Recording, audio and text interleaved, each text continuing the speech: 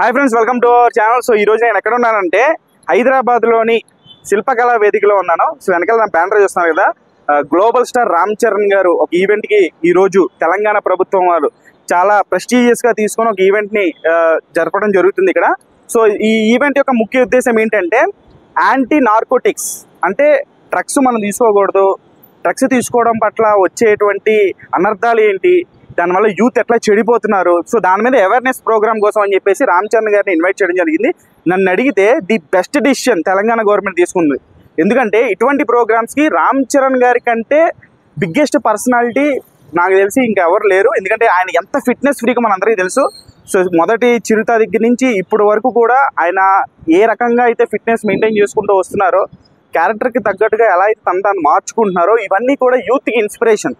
అసలు ఒక ధృవ సినిమా చాలు యూత్కి ఇన్స్పైరింగ్ క్యారెక్టర్ అది. ఎందుకంటే ధృవ సినిమాని జయం రాజా గారు తమిళ్లో జయం రవి వాళ్ళ తమ్ముడితో తీశారు, తని ఒరువన్ అని చెప్పేసి. దాంట్లో జయం రవి నార్మల్గా యాక్ట్ చేస్తాడు. కాకపోతే దీంట్లో మనం ఏదైనా కొత్తదనం చూపించాలి, ఈ సినిమాని మనం రీమేక్ చేస్తున్నాం కాబట్టి కథలో బలం ఉంది, సో మనలో బలం ఉండాలి, క్యారెక్టర్లో బలం ఉండాలి అని చెప్పేసి ఒక ఐపీఎస్ ఆఫీసర్ ఎలా అయితే కనిపిస్తారో అదే రేంజ్లో కనిపించడం జరిగింది రామ్ చరణ్ గారు. సో ఆ పాత్ర నిజంగా యూత్ అందరికి ఐపీఎస్ అవ్వాలని ప్రతి ఒక్కరికి ఇన్స్పిరేషన్.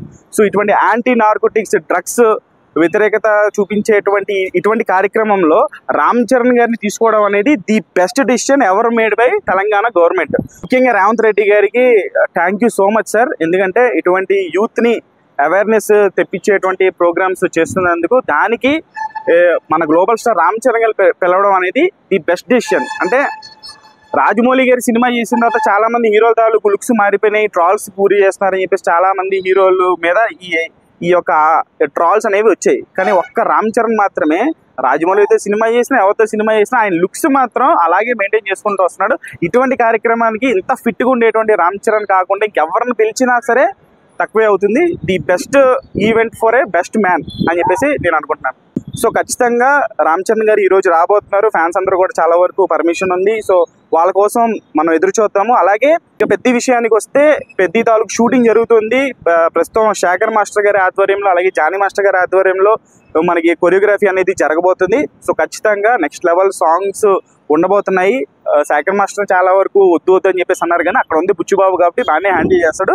సో ఏదేమైనప్పటికీ పెద్ద షూటింగ్ గ్యాప్లో అండ్ మధ్యలో చిన్న గ్యాప్ వచ్చింది. సో ఈ గ్యాప్లో ఈ ఈవెంట్కి రామ్ చరణ్ గారు రావడం చాలా రోజుల తర్వాత ఒక బహిరంగ ఈవెంట్ అని చెప్పేసి అనుకోవాలి రామ్ చరణ్ గారికి. నాకు తెలిసి గతంలో ఒక ఫ్యాన్ కైండ్ ఆఫ్ ఈవెంట్ జరిగింది, సంబరాల ఏటిగట్టు సాయిధం తేజ్ ఈవెంట్ నాకు తెలిసి.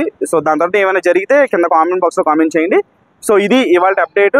సో రామ్ చరణ్ గారి స్పీచ్ కోసం చాలా ఎదురు చూస్తాను. ఇక్కడికి వచ్చాను, చాలామంది ఫ్యాన్స్ రాబోతున్నారు ఇక్కడికి. సో అది ఈరోజు రామ్ చరణ్ గారికి సంబంధించినటువంటి అప్డేట్. సో ఛానల్ లైక్ చేయండి, షేర్ చేయండి, కామెంట్ చేయండి. Thank you so much.